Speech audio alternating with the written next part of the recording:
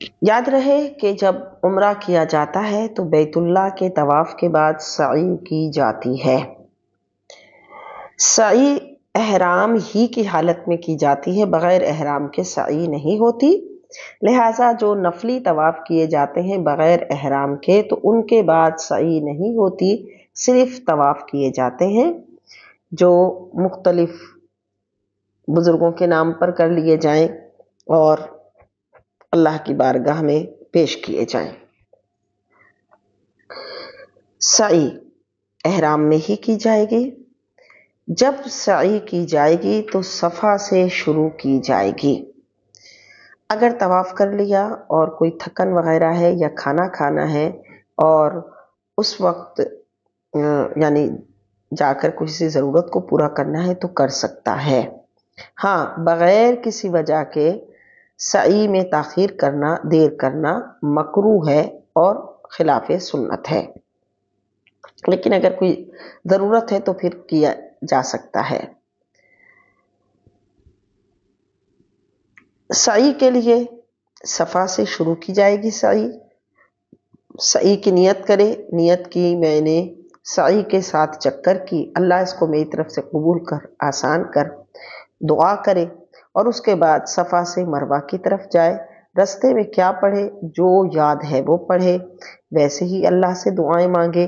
حضرت حاجرہ رضی اللہ تعالیٰ عنہ کے واقعہ کو ذہن میں لا کر، تو جو انہوں نے تکلیف برداشت کی اس کو ذہن میں لا کر اللہ تعالیٰ سے دعائیں کرے، اس پورے واقعے کو ذہن میں لائے کہ کس طرح حضرت حاجرہ رضی اللہ تعالیٰ عنہ نے اس مشقت میں کہ جب دونوں طرف پہاڑ تھے اور یہ اونچے نیچے راستے تھے، اس میں اللہ کی رضا کے لیے، اپنے بچے کے لیے پانی کی تلاش میں وہ کس طرح گئیں، اور پھر اللہ نے ان کا وہ جانا، صفا سے مروہ، مروہ سے صفا جانا ایسا قبول کر لیا کہ اس کو قیامت تک جو ہے وہ لوگوں کے لیے یاد بنا دیا۔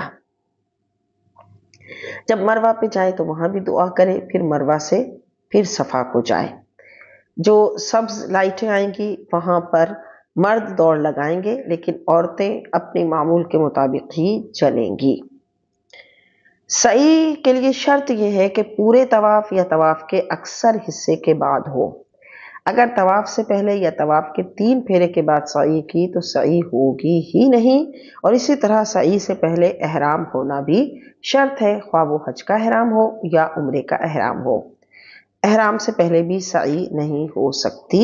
ہاں، حج کی سعی اگر وقوف عرفہ سے پہلے کرے تو سعی میں وقوف عرفہ سے پہلے کرے تو اس وقت بھی احرام ہونا شرط ہے، لیکن ظاہر ہے وقوف عرفہ کے بعد جب وہ سعی کی جاتی ہے طواف الزیارہ کے بعد، تب تو احرام کھول چکے ہوتے ہیں اور اس وقت بغیر احرام کے کی جاتی ہے۔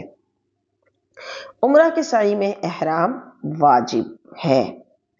سعی کے لیے طہارت شرط نہیں۔ حیض والی عورت یا اگر کسی نے بے وضو حالت میں بھی سعی کی تو اس کی سعی ہو جائے گی۔